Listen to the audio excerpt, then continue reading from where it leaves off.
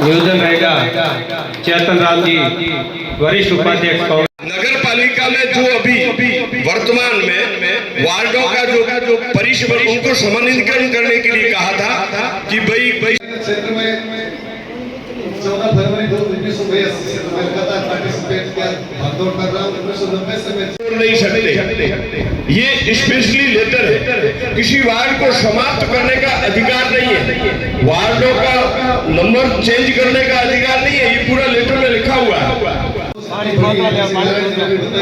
इस पेटे में मुख्य रूप से करण सिंह के साथ से निवेदन करना चाहता हूँ। इस नगर पालिका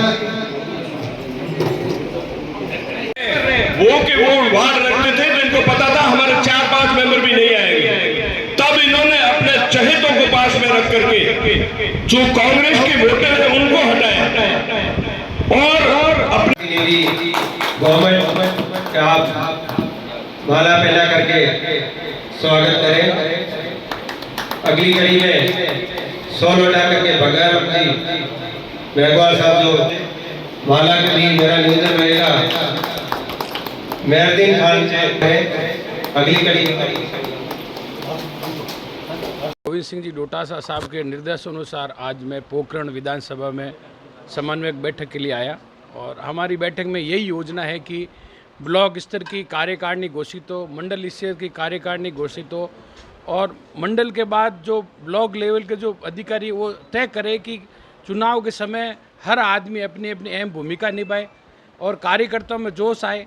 मंडल कार्यकर्ता ब्लॉक लेवल को तय करेंगे, मंडल अध्यक्ष को बताएंगे, मंडल अध्यक्ष ब्लॉक अध्यक्ष को बताएगा, ब्लॉक अध्यक्ष जी की कोई दिक्कत आएगी वो हमें बताएंगे। इन सब के चैनल के लिए हमें भेजा गया है कि आप इन सब की कुछ ना कुछ समस्याएं हैं उनका सुधार करें और सबका समन्वय स्थापित करें जिससे कि पार्टी मजबूत हो। पार्टी को मजबूती की ज़रूरत है, इसलिए हम लोग यहाँ बैठक के लिए आए हैं। हमारे साथ हमारे लोकसभा प्रत्याशी करण सिंह जी और जिला अध्यक्ष जी उमेश सिंह जी तंवर भी आए हैं और मैं आज ब्लॉक की दोनों ब्लॉक की बैठक ली। इसके बाद में मंडल अध्यक्ष के साथ 11 मंडल है, उन सब मंडलों में हम जाके बैठक लेंगे। मंडल के बाद हम ब्लॉक में जाके एक एक बैठक लेंगे और मंडल ब्लॉक और ब्लॉक लेवल तक की हम जो है कार्यकारिणी घोषित करके पार्टी को मजबूत करेंगे। और ये सारी ऑनलाइन प्रक्रिया है, इसमें नीचे से लेके ऊपर तक हर आदमी को ऑनलाइन जुड़ेंगे, सबका ईमेल आईडी, फ़ोटो और सारा दिल्ली से कंट्रोल, सब मैसेज, क्या मीटिंग रखना है, क्या प्रोग्राम रखना है और पार्टी को कैसे मजबूत करना है, पार्टी के क्या कैंप है, क्या कठिनाई है, हर आदमी अपनी अपनी बात रखने के लिए उसमें सर्वोपरि है और हम पार्टी को मजबूत करने के लिए आए हैं। सुझाव दिए हैं, क्या चर्चा हुई? देखिए, कांग्रेस पार्टी ने पूरे राजस्थान प्रदेश में संगठन का एक नवीनीकरण कह सकते हैं हमारे अध्यक्ष गोविंद सिंह जी डोटासरा साहब ने किया है। 50 नए जिले कांग्रेस पार्टी के लिहाज से बनाए गए हैं। हर विधानसभा का एक समन्वयक बना करके भेजा जा रहा है। हर संभाग हेडक्वार्टर भी समन्वयक बनाया गया है। मकसद हमारा ये है कि कांग्रेस के कार्यकर्ताओं को किस तरीके से एक्टिव किया जाए।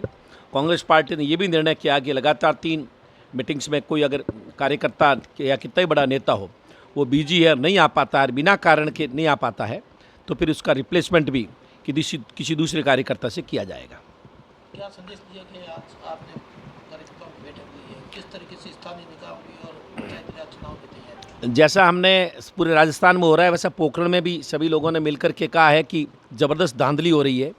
एक वोटर जो पहले से वार्ड बने हुए हैं 1950-60 से, तब से वार्ड को ये लोग चेंज कर रहे हैं। 100 200 वोटरों को इंडिकेट करके एक वार्ड से दूसरे वार्ड में भेज रहे हैं। इसी तरह गाँवों में भी जो जिला परिषद पंचायत समिति के वार्डों को ये जो उल्टे सीधे कर रहे हैं, तो हमने निर्णय किया है कि हम इसका पुरजोर कोशिश इसका विरोध करेंगे। प्रशासन में हम इसका विरोध दर्ज कराएंगे और निश्चित रूप से हम जरूरत पड़ी तो उसके लिए आंदोलन करेंगे, बट किसी तरह का न्याय जनता के साथ नहीं होने देंगे। वक्फ को लेकर आप क्या कहना, जिस तरीके से बिल पास हुआ? आज श्री गजेंद्र सिंह जी का बयान है कि मोदी, हमको गर्व है कि हमने 3 काम कर दिए। वक्फ बोर्ड लाए, वक्फ का बिल लाए, हमने राम मंदिर बनाया और हमने 300 चित्र हटाया। मैं गजेंद्र सिंह जी को कहना चाहता हूँ, गजेंद्र सिंह जी आपको धन्यवाद कि आपने राम मंदिर के लिए कोई प्रयास किए हैं, तो आपको इसके लिए धन्यवाद। आपने 300 चित्र हटाया, पर इस बात का जवाब दो कि 2 करोड़ नौकरियों का क्या हुआ। इस बात का जवाब दो कि पोखरण के अंदर लोग प्यासे मर रहे थे, आपने पानी के मंत्री होते पानी नहीं पहुंचाया। फिर पिछले लोकसभा जब मैंने चुनाव लड़ा था आपने कहा था मैं 3 महीने में पानी ले आऊँगा। पोखरण के पानी का क्या हुआ?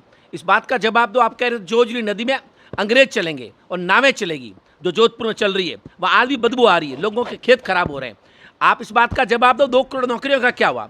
आप इस बात का जवाब दो कि जो भ्रष्टाचार खत्म कर रहे थे वो आज के दिन भ्रष्टाचार अधिकारी लोग हर बिजनेसमैन के पार्टनर बन के पैसे मांग रहे हैं। आप इस बात का जवाब दो। 2 करोड़ नौकरियां देने के वादा कर रहे थे, 2 करोड़ नौकरियां कहाँ गई? तो इस बात का जवाब तो है नहीं। और ये सिर्फ हिंदू मुस्लिम पाकिस्तान की बात करके ये बात करते हैं। मेरा दावा है कोई भी भारतीय जनता पार्टी का आदमी कि उनके 3 शब्द इसमें से निकाल दो, एक तो पाकिस्तान, एक मुसलमान, और ये 2 शब्द निकाल दो, मैं तो कह रहा हूँ, तो ये किसी भी बहस में टिक ही नहीं सकते। ये दो पे बात करेंगे, तीसरी बात ये नहीं कर सकते। जिस व्यक्ति ने जवाहरलाल नेहरू जी के बारे में बोलते हैं, क्या बोलते हैं? 9 साल जो व्यक्ति लंदन से आके देश को आज़ाद कराने के लिए जेल में रहा हो, उसके बाद में देश का प्रधानमंत्री बना हो, कोई चाय बेचते थोड़ी बनाए जिसको उल्टा सीधे बोल रहे हैं। पर तो जनता को पता है और कुछ हमारी कमी ने कांग्रेस को पूरा पता है कि हमारी हिस्ट्री क्या है। इसलिए आज का जमाना जो मोबाइल का बन गया है, आज कुछ लिखो कल भूल जाओ। आपने कांग्रेसियों की कमी की बात कही। जैसलमेर विधानसभा में देखें तो कांग्रेस ही कांग्रेस को हराने में लगी हुई है।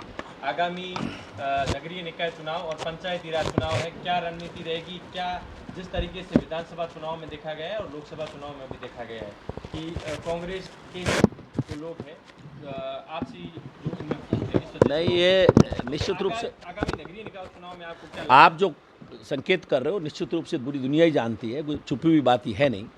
हम लोग पूरा प्रयास करके हमारे बड़े नेताओं को साथ लेकर के और ये हमारे बीच में जो खटपट है उसको भी हम पूरा खत्म करने की कोशिश करेंगे। सर फिलहाल जैसलमेर चल रहा है, रॉयल्टी ठेकेदार और विधायक पुत्र के बीच में भी जो ये विवाद चल रहा है काफी लंबे समय से, इसको लेकर सर क्या? ये अति है, ये ऐसी अति है कि जैसे भारत के गृह मंत्री ने कह दिया क्या अम्बेडकर कर रहे हो, इतनी देर भगवान मिल जाता। मतलब उनके दिल में अम्बेडकर नाम की कोई चीज़ नहीं है।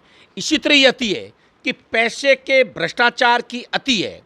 गुंडों की इतनी हिम्मत हो गई कि एक विधायक पुत्र पे भी उन्होंने अटैक कर दिया, और वो जो विधायक पुत्र पे ब्लेम कर रहे हैं वो दूसरे तरीका कर रहे हैं। तो आप अंदाज लगा सकते हो आपकी, मेरी और आम जनता की क्या हाल है कि किस तरीके से ये गुंडे लोग आकर के ये जूतों के दम पर बिजनेस करना चाहते हैं। तो ये अपने आप में एक लॉ एंड ऑर्डर फैल है।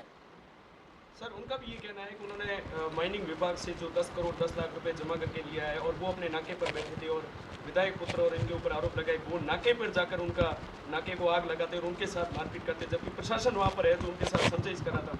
तो विधायक पुत्र वहाँ जाकर उनके साथ मारपीट करते हैं, तो ये सही है या गलत? ये मेरा सब्जेक्ट नहीं है, ये पुलिस का सब्जेक्ट है कि जिसकी भी गलती हो पुलिस कार्रवाई करे। जब प्रशासन वहाँ था तो लठ क्यों बजने दिए? इतनी हिम्मत कैसे होगी? और जो लोगों ने लठ बजाए हैं उनकी औकात हैसियत कैसे होगी लठ बजाने की? जब वो पुलिसमैन हमारे शासन में विश्वास नहीं करते, कानून व्यवस्था में विश्वास नहीं करते? आप जाके पुलिस में कहते एसपी को पेश होते। तो भाई मेरा मतलब मैं किसी के पक्ष विपक्ष में नहीं हूँ। मेरा तो इतना कहना कि इतनी हिम्मत कैसे हो गई कि एक विधायक पुत्र को भी लोग लठ से मार रहे हैं। विधायक पुत्र अपनी विधायकी जनता की सेवा छोड़ के और पैसे कमाने में कहीं लिप्त हो रहे हैं।